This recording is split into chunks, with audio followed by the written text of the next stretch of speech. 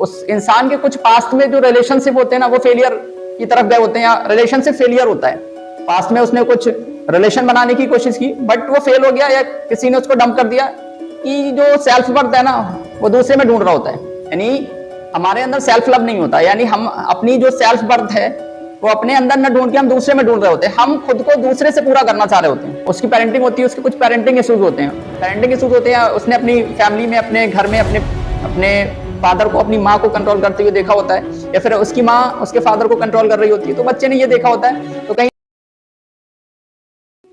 देखिए, वो husband wife का रिलेशन हो या फिर कोई दूसरा रिलेशन हो, किसी भी रिलेशन में फ्रीडम का मतलब ये नहीं होता है कि आप अपने पार्टनर की बदतमीजी बर्दाश्त करें, उसकी गालियां बर्दाश्त करें, उसका मैनिपुलेशन बर्दाश्त करें, वो आपको डाउन कर रहा है, डिवैल्यू करें, ये सब बर्दाश्त करें, तो ये फ्रीडम नहीं है।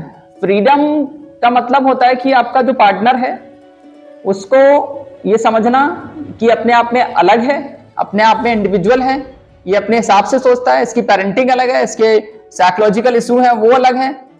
तो जब आप ये समझ लेते हो कि ये बंदा अलग है, तो आपके अंदर एक जो ख्वाहिश होती है ना उसको कंट्रोल करने की, उस ख्वाहिश को छोड़ देना, ये फ्रीडम है। फ्रीडम का मतलब क्या है कि आपके अंदर एक ख्वाहिश आती है, एक अर्ज आती है अपने पार्टनर को कंट्रोल करने की, या उसे अपने हिसाब से उठाने बिठाने की, उस डिजायर को छोड़ देना। This is called the freedom. Freedom कभी भी बदतमीजी से, कभी भी गाली से, कभी भी डिवैल्यू करने से रिलेटेड नहीं है। फ्रीडम का जो रिलेशन है वो इस चीज से है कि आपका जो पार्टनर है वो डिफरेंट है, वो अलग है, उसकी मसले अलग है, उसकी साइकोलॉजी अलग है, उसकी पेरेंटिंग अलग है, वो अपने हिसाब से उठेगा, बैठेगा, सोचेगा। तो उसको एक स्पेस देना, उसकी जो एक पर्सनल लाइफ है, क्योंकि वैसे तो हर इंसान की ये जो पर्सनल स्पेस होता है, एक लाइफ हमारी वो होती है जो सोशल होती है। यानी आप हस्बैंड वाइफ में भी क्या होता है, वो इंसान अपने आप में इंडिविजुअल होता है, तो उसका एक पर्सनल स्पेस होता है, वो हर किसी को देना चाहिए और मिलना भी चाहिए। तो उस पर्सनल स्पेस को उसे दे देना, या उसके जो कुछ फैसले हैं जो उसने करने हैं, उसने उठना है, बैठना है, कुछ चीजों जो उसकी मतलब मिलना है, तो उसमें कहीं ना कहीं स्पेस दे देना। This is called the freedom. लेकिन हमारे यहाँ थोड़ा उल्टा ये होता है कि फ्रीडम के नाम पे या फिर मोहब्बत के नाम पे ना कब्जा करने की सोचते हैं। इंसान को लगता है कि ये मुझसे प्यार करता है, ये मेरे साथ रह रहा है, मेरा पार्टनर है, तो मैं इसे अपने हिसाब से चलाऊं, अपने हिसाब से बिठाऊं। देखिए, हमारी जो सोसाइटी है थोड़ी सी मेल डोमिनेटेड है, तो मेल ईगो थोड़ा ऊपर रहता है। तो मेल का ये रहता है कि ये जो पार्टनर है, वाइफ है, इसको मैं अपने हिसाब से देखता हूँ, अपने हिसाब से उठाता हूँ, बिठाता हूँ। नहीं, कुछ चीजें होनी चाहिए कहीं पे। भाई, आप एक इंसान के साथ रह रहे हो तो आपको उसका जो फैमिली है, उसकी जो तौर तरीके रहना करना, कहीं ना कहीं तो मानना पड़ता है, आपको एडजस्ट करना पड़ता है। बट आप कंप्लीटली एक इंसान को सरेंडर करवाने पे उतारू हो जाए कि भाई ये अपनी जो इंडिविजुअलिटी है, इसका जो अपनी पर्सनालिटी है, अपना जो इसका एक ऑरा है, या जो भी चीजें वो खत्म कर दे बिल्कुल, तो फिर क्या होगा, उससे प्रॉब्लम ये होगी कि उस इंसान की जो एक पहचान है ना, उसकी जो आइडेंटिटी है ना, वो खत्म हो जाएगी।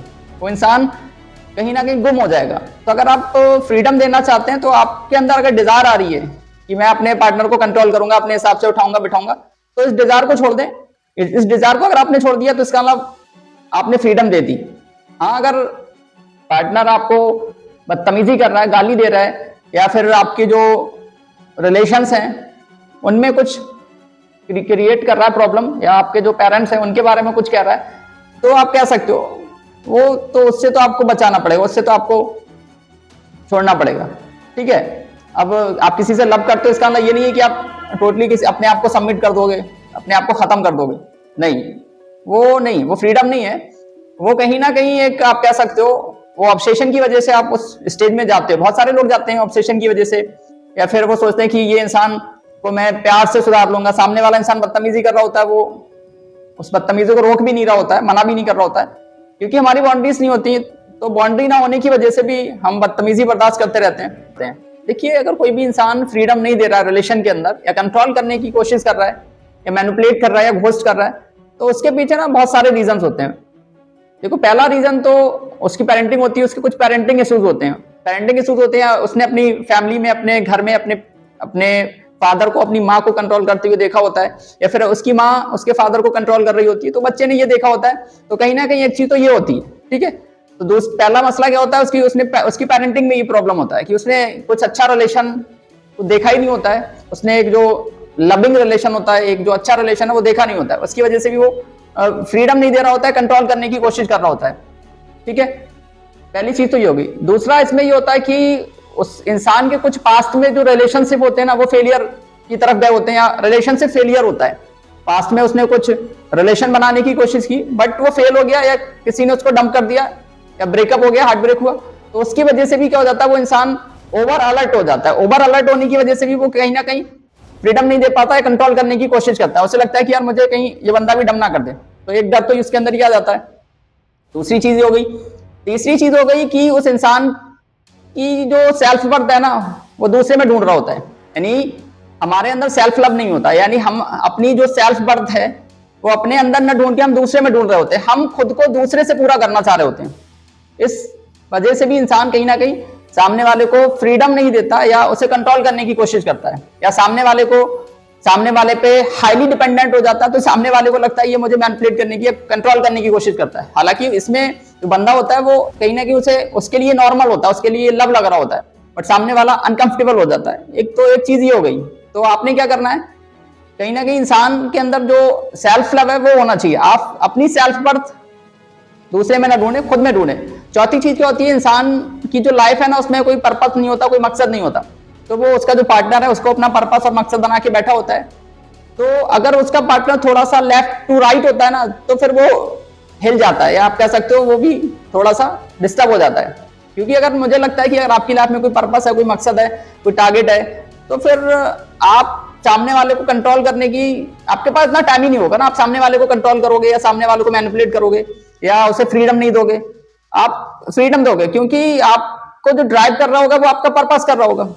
अब यहाँ पे क्या होता है, पर्पस होता नहीं है, तो इंसान को जो कोई चीज ड्राइव कर रही होती है तो उसका पार्टनर कर रहा होता है। तो इसीलिए आपने देखा होगा कि लोगों की जिंदगी में पर्पस नहीं होता है ना, इसकी वजह से वो क्या होता है, वो सामने वाले पार्टनर में अपना पर्पस ढूंढ रहे होते हैं और एक दूसरे को मैनिपुलेट कर रहे होते हैं, फ्रीडम भी नहीं दे रहे होते हैं, कंट्रोल भी नहीं कर रहे होते हैं, और लड़ाइयां भी हो रही होती हैं। तो सारा कुछ चल रहा होता है बिकॉज ऑफ पर्पस नहीं होता। तो देखिए इसमें इसका जो बेस्ट सोल्यूशन है वो ये है कि अपनी लाइफ में पर्पस लेके आए, मकसद लेके आए, कुछ ऐसा मकसद, कुछ ऐसी सोच, कुछ बड़ा ऐसा विजन जरूर बनाए कि आपको उसके लिए आप लड़े, फाइट करें। ठीक है, जिससे क्या हो, आपकी वाइफ के साथ आपकी फाइट है, आपके पार्टनर के साथ आपकी फाइट ना हो, क्योंकि आपको पता है यार मेरा एक मकसद है तो मैं इन सब चीजों में अपनी एनर्जी बर्बाद नहीं कर सकता। खुद से प्यार करें, सेल्फ लव करें, क्योंकि हमारे अंदर क्या होता है 20-30% सेल्फ लव होता है। तो हम सामने वाले अगर थोड़ा सा भी हमें दिखाता है ना तो हम पूरा सरेंडर कर देते हैं। तो अगर आपके अंदर मान लो सेल्फ लव है वो 100% है, तो सामने वाला अगर उससे ज्यादा दिखाएगा ना तो आप सरेंडर करोगे। तो खुद से प्यार करें, सेल्फ लव, क्योंकि सेल्फ लव बहुत जरूरी है। क्योंकि जो इंसान सेल्फ लव करता है तो जो खुद से मोहब्बत करता है ना फिर दूसरों से भी मोहब्बत करता है। जिस इंसान के अंदर मोहब्बत होती है ना वो दूसरे से भी मोहब्बत करता है। तो इंसान अंदर से खाली होता है ना, जिसके अंदर फ्रस्ट्रेशन होता है, गुस्सा होता है, मैनिपुलेशन होता है, चिड़चिड़ापन होता है, तो वो दूसरे को भी ना यही दे रहा होता है। क्योंकि भाई बर्तन से निकलना वही है जो बर्तन में है। तो अगर आपके अंदर लव है, क्या है, तो आप दूसरों को दोगे। हम अंदर से खाली होते हैं ना, फिर हम दूसरे में ढूंढ रहे होते हैं, या दूसरा नहीं दे रहा होता है तो फिर उसे मैनिपुलेट कर रहे होते हैं, कंट्रोल कर रहे होते हैं, उस पर ब्लेम डाल रहे होते हैं। तो जहां तक मुझे ये चीजें समझ में आई है, वेर एवर आई थिंक, बाकी और भी फैक्टर्स होते हैं, तो but the main thing is अपनी लाइफ में पर्पस लेके आइए, मकसद लेके आइए, उसके लिए लड़िए, उसके लिए फाइट करिए, और अपनी जो जिंदगी है ना उसे कुछ बनाइए, कुछ क्रिएटिव काम करिए।